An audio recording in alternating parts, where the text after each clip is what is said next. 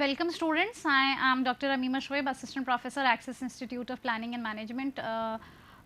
जैसे कि marketing analytics का डिस्कशन चल रहा है, प्लस इसमें हम प्राइसिंग एनालिटिक्स की बात कर रहे हैं. प्राइसिंग एनालिटिक्स में deciding on the prices that we would be basically choosing और how we are going to determine the optimal price for the product during specified period of time so that we are able to earn maximum revenues or maximum profits in our organization just to expand a customer base and fulfill the organizational goals and objectives. अब जो topic आता है वो आता है price skimming and sales का. Price skimming as in मतलब क्या है कि हम क्या कैसे डिफरेंट प्राइस या क्या हायर प्राइस चार्ज कर सकते हैं, क्या सेल्स का एस्पेक्ट आ सकता है. ये बहुत सारी इंटरेस्टिंग प्रॉब्लम्स हैं जो कि यूजुअली मैनेजर्स और द प्रोडक्ट मैनेजर्स और the people who are deciding on the price of the products come across. तो कुछ क्वेश्चंस आते हैं हमारे. Why do prices of high tech products usually drop over the period of time? Yes, a big question. आज हमने कुछ price charge किया है, जैसे for instance when a new product comes in, let's go back into past when the video games came in or when these आपके smartphones even come in, when new cameras that are being launched, high end cameras, इनके prices बहुत high होते हैं, then eventually over the period of time they drop. Why? The big question comes why. ये question के answers basically इन इसको भी consider करना होता है जब हम प्राइस डिसाइड कर रहे होते हैं, क्योंकि जैसे जैसे प्राइसेस ड्रॉप होते जाते हैं हमारा जो प्रॉफिट्स होते हैं वो श्रिंक होते जाते हैं. Why do many stores have sales और price promotions? Yes, another question. बहुत सारे ऐसे स्टोर्स होते हैं जो कि सेल्स करते हैं और प्राइस प्रमोशंस करते हैं. उससे क्या होता है? नाउ कंसिडरिंग दीज एस्पेक्ट्स, ये जो क्वेश्चंस हैं इनके लिए we have few reasons to consider and understand dropping prices over time. जैसे कि एक हमारा पहला क्वेश्चन था कि व्हाई व्हाट हैपेंस कि over the period of time जो हाई टेक प्रोडक्ट्स होते हैं या even any product that is being launched in the initial days और द फैशन प्रोडक्ट्स, उसके प्राइसेस बहुत हाई होते हैं but eventually they drop over the period of time. Why? The prices of most high-tech products as well other products such as new fashion styles drop over time. You might be too young to remember that VCRs. Yes, जब VCRs I even don't remember जब VCRs आए थे, they were sold for more than $1,000. I could only see those box that were outdated at the time. So जब ये VCRs आए थे, we were being told that they are very high priced items and it was considered to be the status symbol for the people who own those VCRs. But eventually prices dropped. What happened? वो कैसे हुआ? ये reasons जो हैं ये हम आगे पढ़ेंगे. उसके लिए सबसे पहला है एक लर्निंग कर्व. लर्निंग कर्व क्या होता है? उसको हम एक्सपीरियंस कर्व को भी मान सकते हैं. इट इज़ नथिंग बट क्या होता है अगर हम लेमन लैंग्वेज में समझें कि जो आपका relationship between price and output, जो रिलेशनशिप होता है price and output over a definite period of time, वो पता लगता है हमारा लर्निंग कर्व के थ्रू. और एक तरह से उसको एक्सपीरियंस कर्व भी समझें कि जैसे जैसे हम अपने प्रोडक्शन करते जाते हैं we get to learn so many things, we become smarter and we tend to find or develop, मतलब कि eventually what happens हमारी cost of the product जो होती है वो drop हो जाती है. It is just because of the learning curve or the experience curve. So ये क्या हुआ है? ये learning curve और experience curve एक बहुत बड़ा reason हो सकता है. This was who brought it? This was first observed by T.P. Wright in 1936 during a study of the cost of producing airplanes. Wright brothers ने देखा था एयरप्लेन्स प्रोड्यूस करने में often the case that the unit cost to produce a product follows a learning curve. This was basically the concept.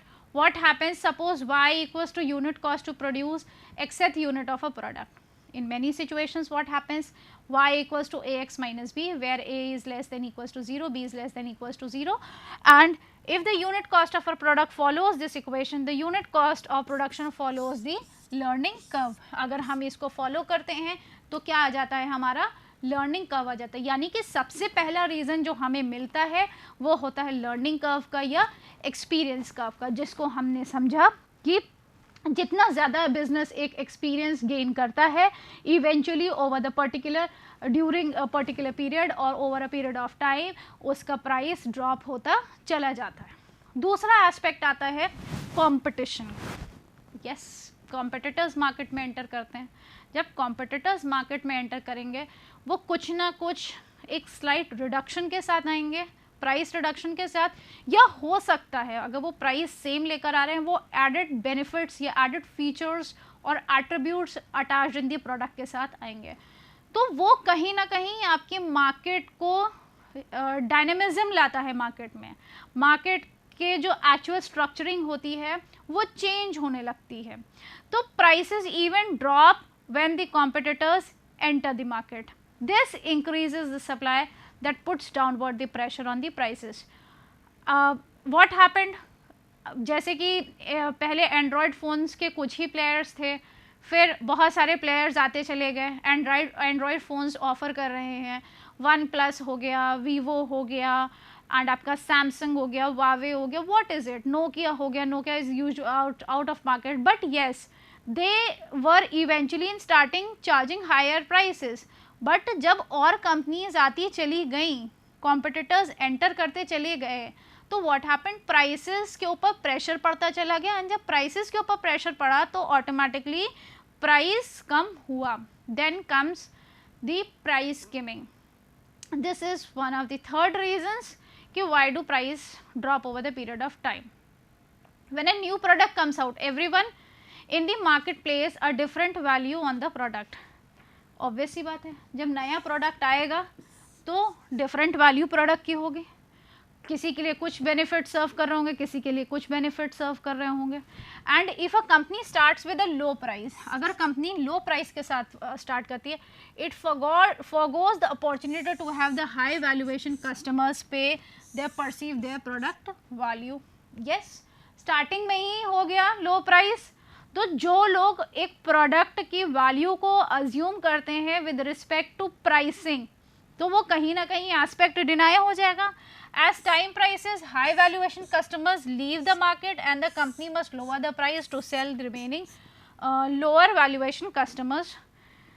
जब product आया, महंगा आया, high valued high and customers ने परचेज किया, जब उन्होंने स्विच किया बेटर प्रोडक्ट के लिए, तो जो ये हाई एंड प्रोडक्ट्स वाले कस्टमर्स थे, हाई वैल्यूएशन प्रोडक्ट्स थे, इन्होंने मार्केट छोड़ी। जो लोअर एंड वाले थे वो आए, इवेंचुअली प्राइसेस लोअर डाउन हो गए।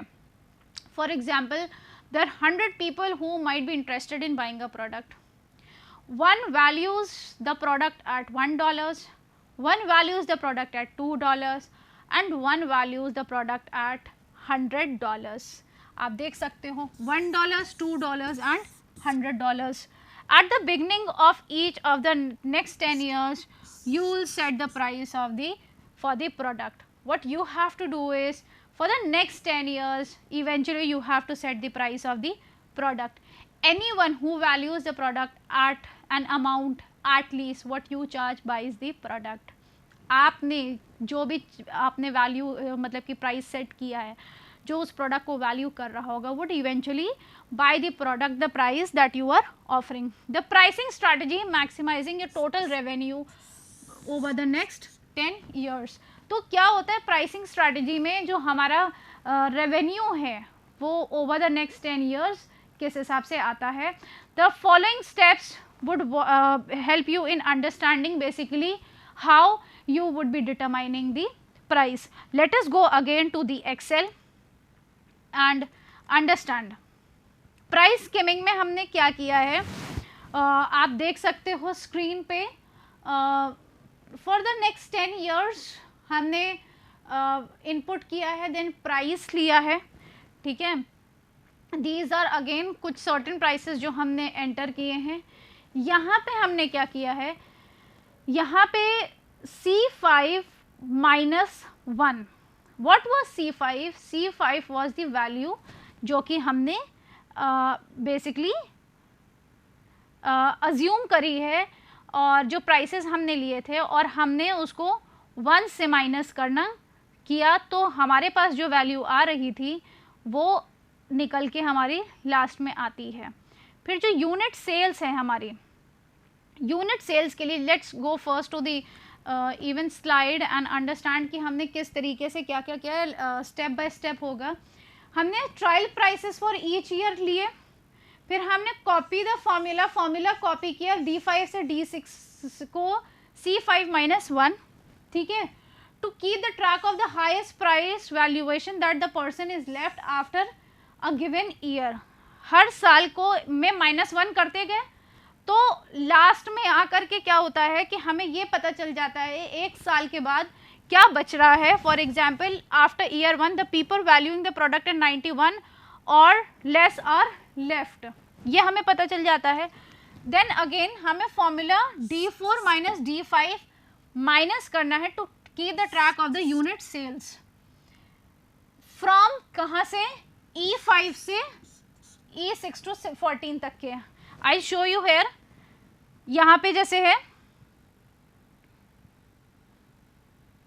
हमने क्या किया है, 100 एज्यूम करा था यूनिट्स की हैं, जो कि हमने आपको बताया था। फिर हम जब माइनस करते गए D4 - D5, फिर अगेन अगर हम नीचे वाले में आते हैं D5 - D6, D6 - D7 तो 7, तो जो यहाँ पे हमारी वैल्यू निकल के आएगी वो हमारी यूनिट सोल्ड की वैल्यू निकल के आती है।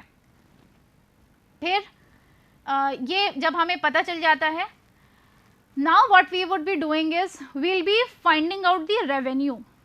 नेक्स्ट वाले टैब हमारे उसमें क्या है, सेल में रेवेन्यू है। हम रेवेन्यू कैसे फाइंड आउट कर रहे हैं ये भी हम आपको बताते हैं। What we have to do is we have to put the formula of E5 into C5, यहाँ से शुरू करना है to calculate the revenue of each year। यहाँ पे हमें कैसे निकालना है, हमें यहाँ पे रेवेन्यू सारे सालों का निकालना है। यानी कि जब हम रेवेन्यू निकाल रहे हैं तो रेवेन्यू में हम क्या चीज़ें मल्टीप्लाई कर रहे हैं, हम प्राइस को मल्टीप्लाई कर रहे हैं यूनिट सोल्ड से। जब हम प्राइस को मल्टीप्लाई करते हैं यूनिट सोल्ड से तो हमारे पास जो वैल्यू निकल के आती है वो पूरा रेवेन्यूज़ निकल के आते हैं। फिर उसके बाद हम क्या करते हैं, हम उन रेवेन्यूज़ को लास्ट में ऐड कर देते हैं by putting up the formula of sum equals to F5 to F14, यानी कि हमने ये पूरे को इंक्लूड करना है to calculate the total revenue. जब हम ये निकाल लेते हैं उसके बाद जो हमारा ऐड करके रिजल्ट्स निकलेगा वो हमारे क्या निकल के आएंगे, रेवेन्यू निकल के आएंगे। अगेन अब यहाँ पे हम क्या यूज़ करेंगे, सॉल्वर यूज़ करेंगे। Choose each year price to be an integer between 1 and 100 with the goal to maximise revenue.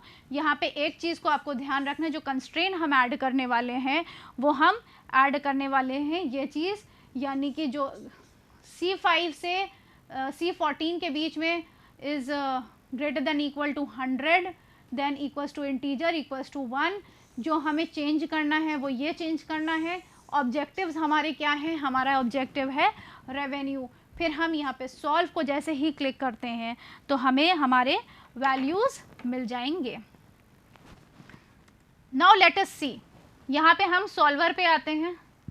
ठीक, हमने पहले से ही सारी लगा के रखा हुआ है, इंसर्ट करके रखे हुए हैं कमांड्स, देख सकते हैं आप यहाँ पे।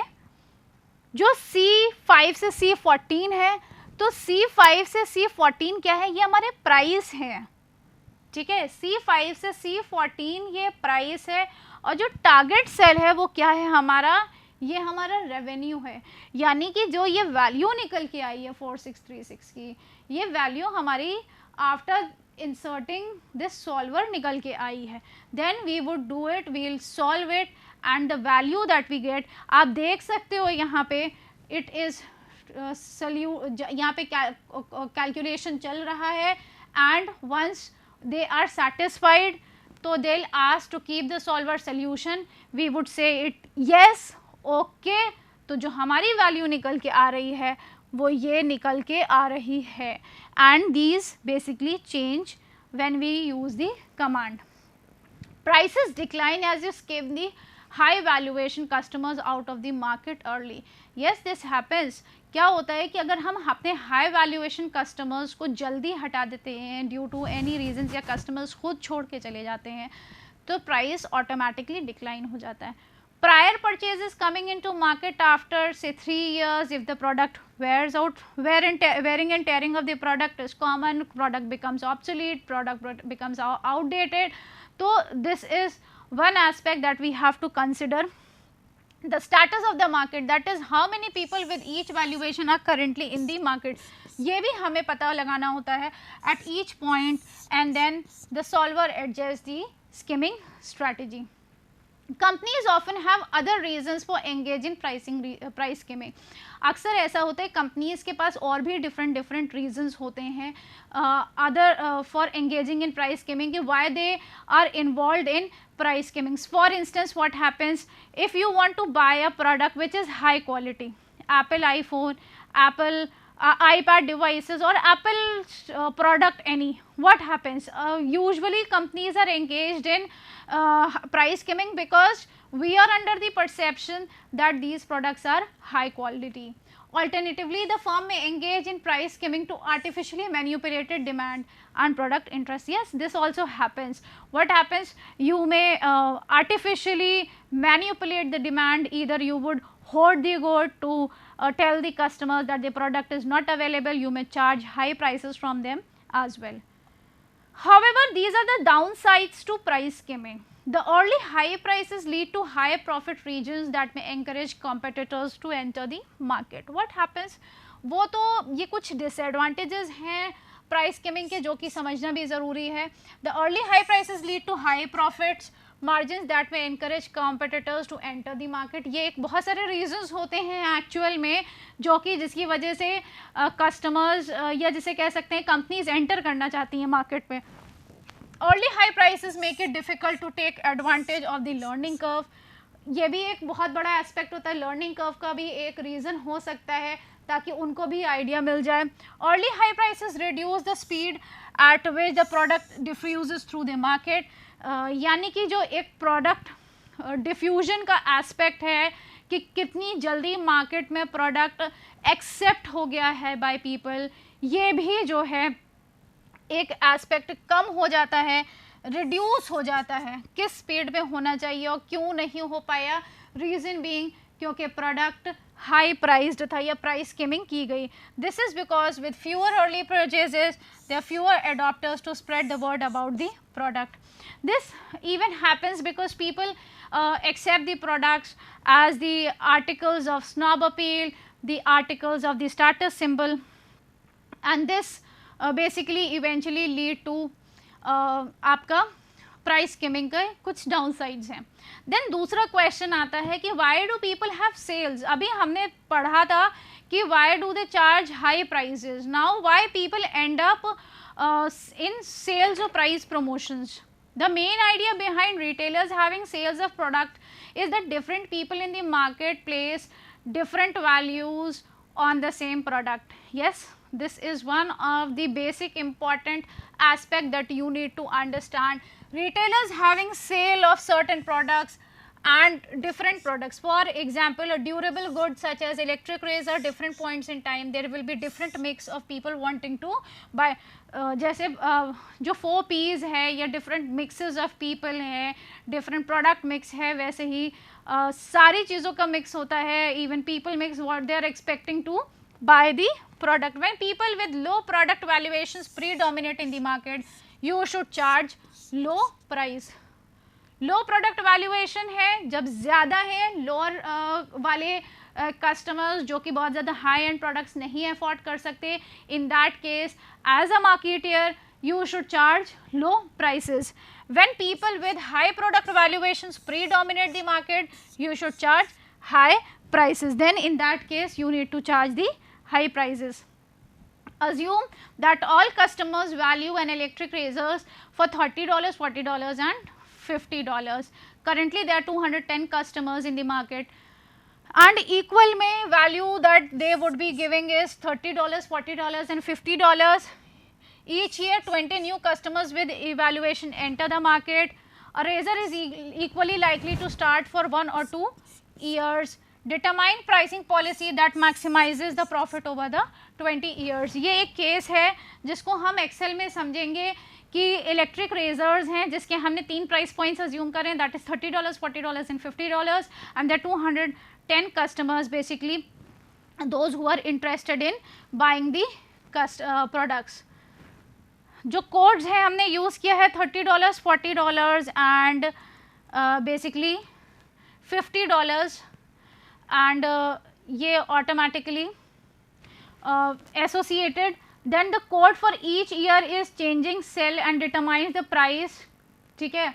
For instance, a code 2 for 1 year means 40 will be charged.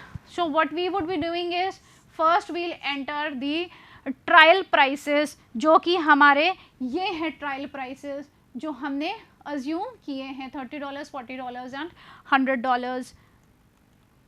Then compute the price charged each year in cell.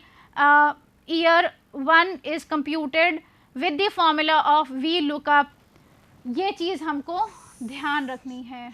We have to be like sure कि when we have to use VLOOKUP and when we have to use HLOOKUP, and most importantly आपको lookup के functions या formulas लगाने आने चाहिए, because in आगे वाले भी sessions में we'll be continuously using these lookup functions. Compute the price charge each year in the cell range C8 से. यहाँ पे हमने क्या किया है, जो प्राइस चार्ज हुआ है वो हमने यहाँ पे लिया है, और हाई बायर्स के लिए जो हम निकालते जा रहे हैं वैल्यू वो ये है.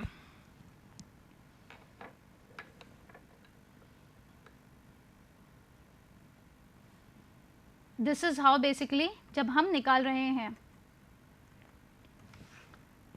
Then copy this formula range from C8 to 27.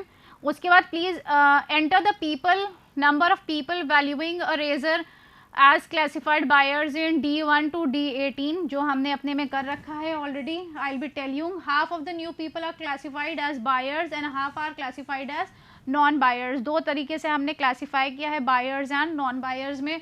Also 50% of the holdovers are buyers and 50% are non-buyers. तो key to this model is to accurately track each period number of years buyers and non-buyers evaluation. and जो दो equations usually what we are going to do is जो हम use करने वाले हैं that is buyers equals to t plus 1 whereas non-buyers को t है plus buyers minus sales. तो जो हमारा निकल के आएगा ये चीज़ हम ये फॉर्मूला अपने एक्सेल में इंसर्ट करने वाले हैं. नॉन बायर्स इक्वल्स टू जो 0.5 into new plus 0.5 into sales, ये वैल्यू हमने जब इंसर्ट करी है तो हमें ये रिजल्ट्स ऑटोमेटिकली निकल के आते हैं.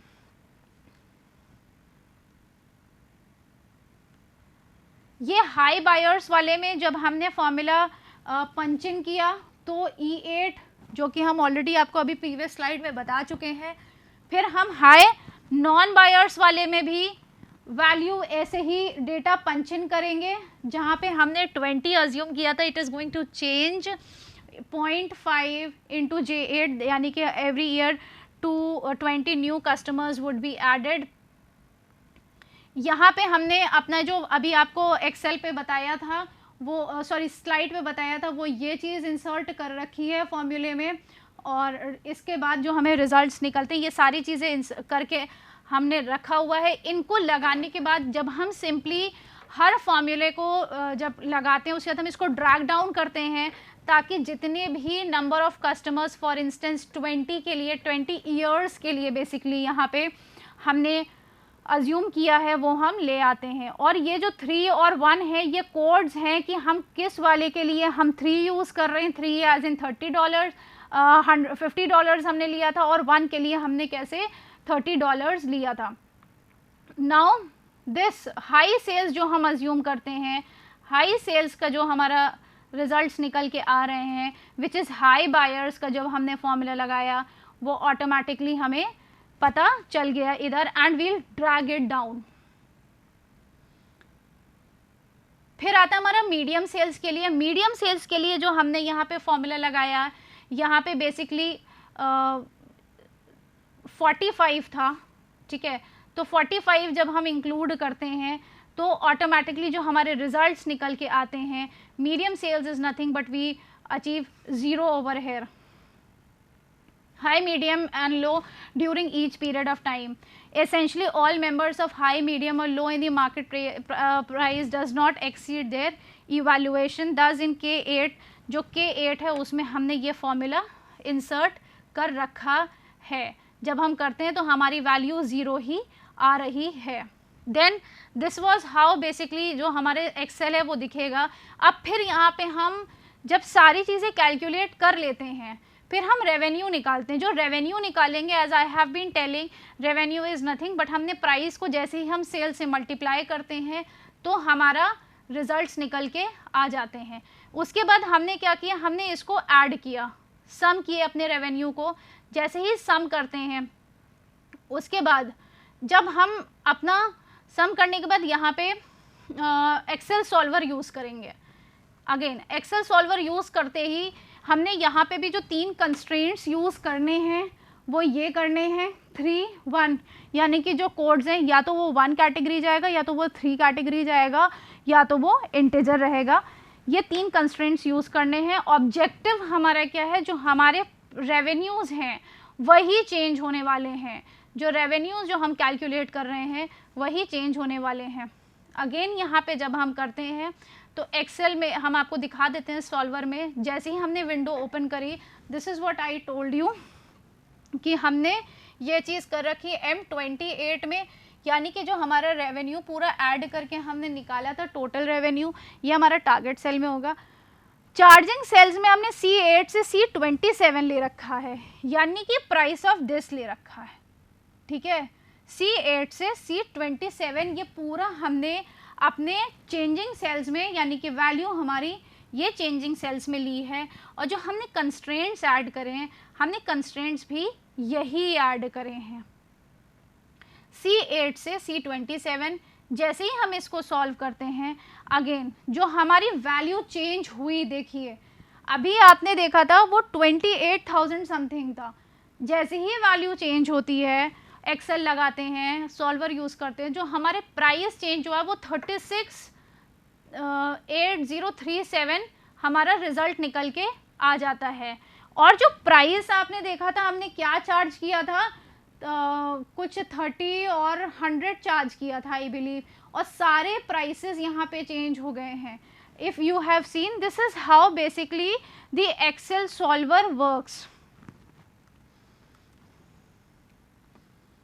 फिर during the most years it is optimal, but during this time what happens basically, जब हमें वैल्यूज़ पता चलती हैं, चाहे वो हमारे हाई एंड प्रोडक्ट्स की हो चाहे लो एंड प्रोडक्ट्स की हो, तो we have to basically find out how these pricing changes over the period of time, and the Excel solver why sales occurs and what is the optimum price or the profits that is being generated.